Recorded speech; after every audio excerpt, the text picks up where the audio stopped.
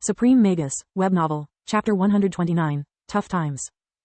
Although invigoration allowed Lith to avoid sleeping, it wasn't without side effects.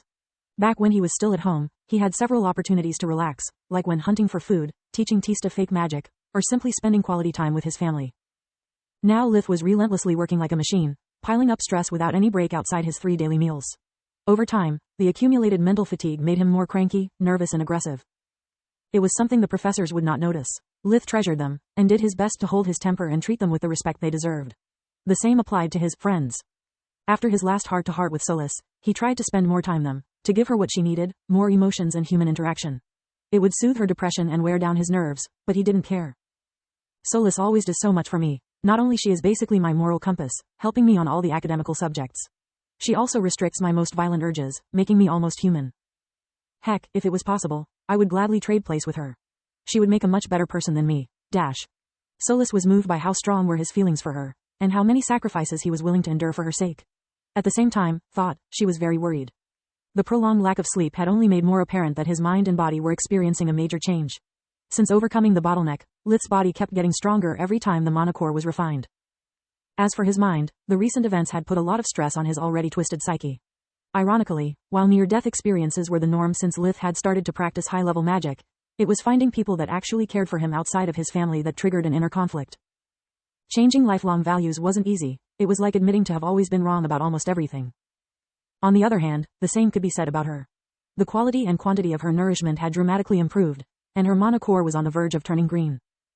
But what bothered Solace the most were her new feelings. Thanks to Lith's new enhanced senses, she could hear all the mean comments people would make behind his back, all the petty grudges that every praise he received would arise.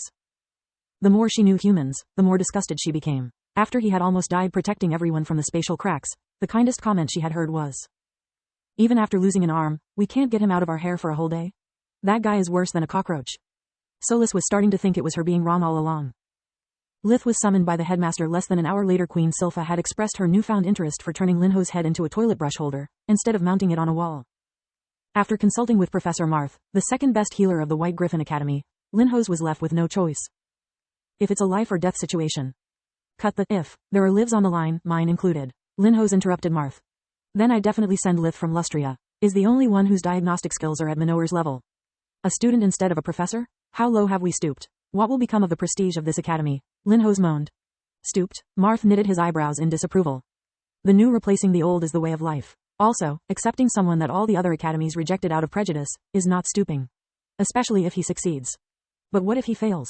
Linho's was about to cry. We'll become the laughingstock of the kingdom. Everyone will think we are so incompetent we have to rely on a child. Well, we can always send a couple of professors and hope for the best. At least you would fail with dignity. Linho's groaned, his neck suddenly hurting. Failure wasn't an option.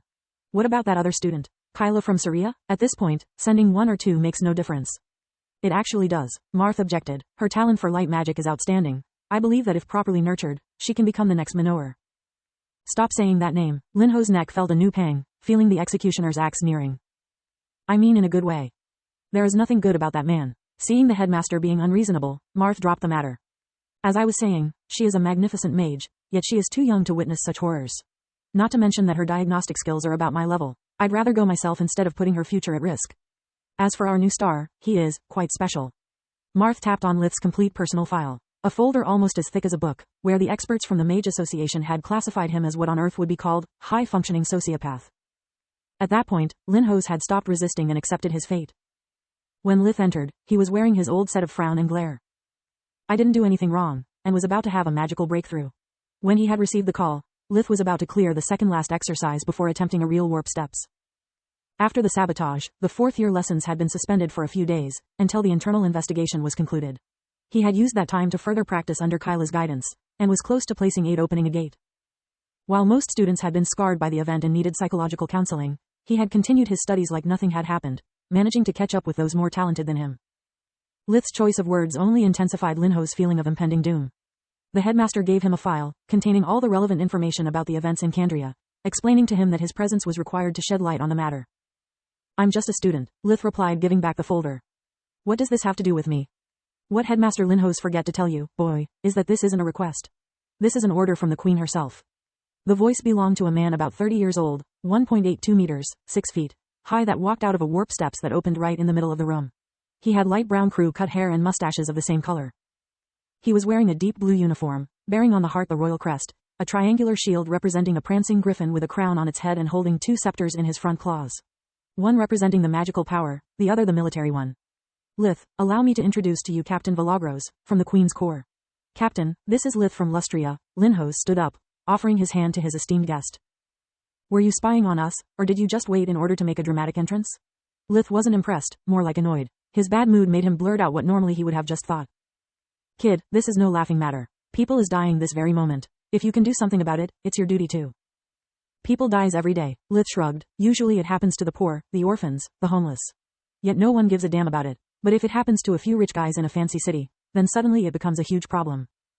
Also, I have no duty, since I took no oath. So, let me rephrase. What's in it for me? He said, rubbing his right thumb and index fingers together. Normally Captain Vilagros would have been tempted of teaching the arrogant kid a lesson, but he too had read the file. It was clearly stated that because of his upbringing, Lith had no real ties to the kingdom. That was the reason his family was so tightly protected. The orders were to not antagonize him, unless it was absolutely necessary.